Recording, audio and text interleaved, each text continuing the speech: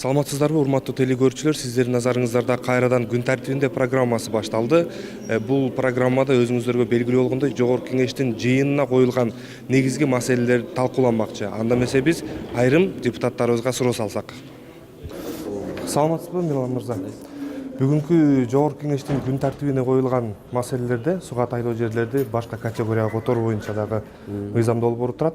Негизинен ушул мыйзам долбоору эмнеге багытталган, канчанчы окууда карап жатасыздар? Рахмат. Бүгүн күн тартибиндеги аталган мыйзам долбоору 3-чү окууда каралып атат. Аталган мыйзам долбоору бүгүнкү күндө сууга тайдоо жерлеринде трансформацияга мораторий бар.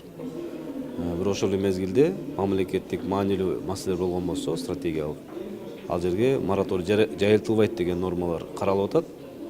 Бул ушул сууга тайдоо жеринде жайгашкан жерге суу тазалоочу очистительный сооружениялар курганга, дыйкандарга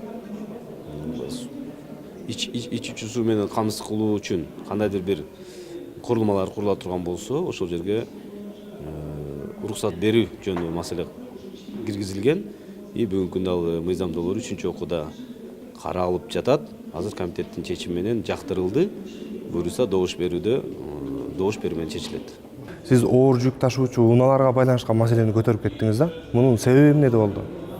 Себеби дегенде бүгүнкү күндө ошол Минтранс аркылуу жакшы келишимге кол коюлганына ошол жүк ташуучу ташыган биздин кыргыздын жарандары ошол жакшы кабарга айтып кубанычта болгонуна билдиргим келди да менчи. Себеби дегенде бул 10 жылдан бери мындай келишим түзүлбөй келе жаткан өзүчө. Себеби Кытай тарап бир тараптуу эле Кытайдын машинасы биздин аймакка кирип келе жаткан, биздин Бишкекке чейин. А бирок Кытай тарап биздин бир да жүк ташыган машиналарды ал жакка өткөзгөн эмес да. Ошондуктан бул акыркы сүйлөшүүлөрдүн негизинде жакшы келишимге келишиптир Минтранс. Ошондуктан мен ошол Минтранстын кызматкерлерине бир жакшы сөздөрдү алкыш айтып койгонду туура таптым да. Ошондо кандай келишим болуп атат бул? Бул келишим демек биздин жүк ташыган машиналар бүгүнкү күндө туура эле Кытайдын жана Кашкар деген шаарына барганга мүмкүнчүлүк алды. А мурда болсо биздин жүк ташуучу машиналарыбыз чек арадан эле барып ошол жерден кайтып келип жаткан да. Чек арага кирип туруп эле ошол жүгүн түшүрүп, анан биздин жүктөрдү кайра Кытайдын машинасы жүктөп Кытай тарапка алып кетип аткан. Ошол жетишкендикти айттым да. Уланбердиев айч, бүгүнкү күн тартибиндеги маселелер башталган учурда сиз Ош аэропортундагы айрым жетишпестиктер боюнча маселе козгодуңуз. Мунун себеби эмнеде болду? Бул бир гана Ош аэропортунда эмес, Бишкек аэропортунда дагы ошол кемчиликтер боюнча айтып өттүк. Себеби дегенде биздин жарандарыбыздан бир топ арыздан даттанышты. Себеби дегенде өзүңүздөргө белгилүү болгондой 11-и 12-си 2 күндөн ашуун биздин жарандар Ош шаарындагы аэропортто кабыл албагандыгы үчүн аба ырайына байланыштуу эч жака эл аралык жана ички каттамдар аткарылган жок. Ошого байланыштуу биздин жарандарыбыз ошол аэропорттордо 2 күндөн ашуун ошол жерде туруп калышты. Ал жерде туруп калгандан кийин же авиакомпания аларды мындайынча айтканда карап шаардын ичине кайра каттамдарды уюштуруп, же кайра алып келип туруп, же болбосо ошол 2 күндүн ичинде ысык тамак аш уюштуруп, алардын ошол жердеги турганына же болбосо эл аралык нормаларга ылайык компенсация төлөп эч кандай иш чара жүргүзгөн жок. Эч ким кабар алган жок. Ошон үчүн ал жерде биздин ары картаңдарыбыз, ал жерде биздин жаштарыбыз, ал жерде оорукчан ымыркайларыбыз мына 2 күндөн бери ал жерде аябай кыйналышты. Ал жерде же аэропорттун жетекчилиги, же тиешелүү авиакомпаниянын жетекчилери кабар алып, аларга бир тиешелүү деңгээлде шарт түзүп беришкен жок. Ошол маселени көтөрдүк. Мен ойлоймун, бул маселени биздин депутаттар колдоп, өкмөт башчысы дагы колдоп, ушул тиешелүү ошол иштерге жоопкер адамдарды бир жоопкерчиликке тартат деген ойдобуз. Бүгүнкү жогорку кеңештин мыйзам долбоорлорун талкууладыңыздарбы? Ошондо теле радиого байланышкан мыйзам долбоору дагы бир топ талкууну жаратты да. Бул мыйзам эмнеге негизделген? Ошол боюнча кененирээк айтып берсеңиз. Биздин негизги берген сунуштарыбыз Республика Тажикстан фракциясынын сунуштары негизи биздин мамлекеттин Кыргызстандын телерадио компанияларын колдоо тууралуу да. Себеби дегенде рекламаны 2019-жылдан кийин ретранслирующий чет элдик компаниялардан реклама берүү мүмкүнчүлүгү токтолот. Себеби дегенде алар эч кандай, мисалы үчүн жергиликтүү телерадио компаниялар канча акча киргизишет, канча творческий группаны кармап жүрүшөт, булар бир топ чыгымдар кетиришет да. Бирок ошол эле кезде реклама берүү мүмкүнчүлүгү башка берки жана чет элдик компаниялардын алдында бир аз конкуренция түзүлөт дагы. Булардын жанагы азайып калат, мүмкүнчүлүгү азаят да. Бул мыйзам кабыл алгандан кийин ошол жергиликтүү телерадио компаниялардын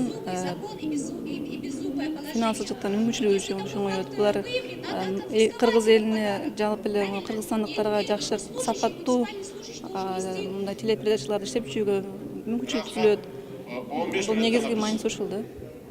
Бүгүн ушул талкууга коюлган Кыргыз Республикасынын административдик жоопкерчилик жөнүндө мыйзам долбоорунда бул сиз коопсуз шаар боюнча айтып кеттиңиз да.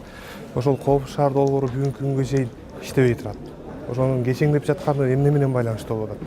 Эми бул биринчиден ушу коопсуздук шаардын атайын киргизбей койгонго аракет кылган күчтөр аябай көп экени Кыргызстанда көрүнүп калды. Анткени коррупциялык бир топ схемалардын баары жокко чыгып кетип атат. Мындан тышкары жанагы көчөдөгү преступность, уличная преступность деп коет, бул 80%га азаят экен. Уруулар, ур токмоктор. Мына бүгүнкү закон боюнча дагы көчөдө эгерде жаш балдар болобу, кимдер болобу арак иче турган болсо, тартипти буза турган болсо, анда штрафты көбөйтөбүз дейт. Аны ким карайт? Анда карабай атабыз да. Мына биздин Борбордук Азиябызда мына 2008-жылы мен койлорго паспорт дегенде элдин баары күлүшүп атты эле, элдин баары ошо паспорт берип аткан анда.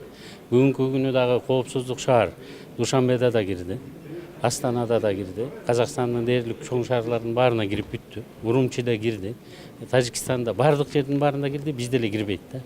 Демек ошо өкмөт өзү муну чече албасына көзүбүз жетти. Ошондуктан өкмөттүн отчетун бул жерден сурап, өкмөт чече албай турган болсо, анда өкмөт менен парламент менен бирдиктүү бир комиссия түзүп туруп, муну чечип аягына чыгарып коюшубуз керек да. Муну акыркы жолу азыркы иштеп аткан премьер-министр келип айтты, мен жергиликтүү бийликтегилерге берем дейт. Жергиликтүү бийликтегилерде мусор тазалаган акчалар жок. Алар эмненин эсебинен коет. Анан кайра эле ушу акчанын булагына такалып, анан суммасын көбөйтүшүп, анан откат алабыз деп, анан бири-бирин сотко берип эле ушуну иштей албай атышат да. Бул эми баягы профессионалдык деңгээл жоктугун көрсөтүп атат да. Кайсы өкмөт болбосун өзүнүн ушу профессионалдык деңгээли жок экенин проблема көрүнүп турат. Акчаны каяктан тапсак дагы көрүнүп турат. Закон, мыйзамдардын баары турат. Аткарууга келгенде эле иштебейт да. Көп кишинин кызыкчылыктын баарына бул балта чаба турган болгондуктан элдер ушуну турмушка ашырбайбыз деп атышат да. Биз муну ашыртабыз. Январда мына өкмөт келсе, алар чече албайбы, анда парламент чечип бериш керек.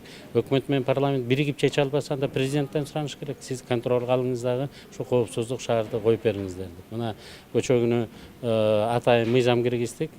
Жол кырсыгы боюнча 11 жылдын ичинде Афганистанда бизде 65 миңден ашык балдарыбыз жаратылып, майып болуп, каза болуп кайра келе турган болсо, акыркы биздин 11 жылдын ичинде 78 миң киши каза болуп, майып болуп, биз кандай деген жараттарды жолдорду алып атабыз да.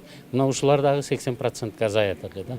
Анан ушундай чоң бизге эффективдүү механизмди башкаргыла, элдин жакшылыгын ойлогула деген жакшы мыйзамдарды аткаруунун ордуна биз көрүнгөн шылтоону айтабыз да. Ал эми болуп өткөн шайлоодо айрым шайлоочуларыбыз өзлөрүн шайлоочулардын тизмесинен таппай калгандыгына байланыштуу депутаттарга кайрылуу жолдошкон. Бул боюнча бүгүн түштөн кийин парламенттин күн тартибине мамлекеттик каттоо кызматынын жетекчилигин угуу боюнча, маалымат алуу боюнча сунуш берилди.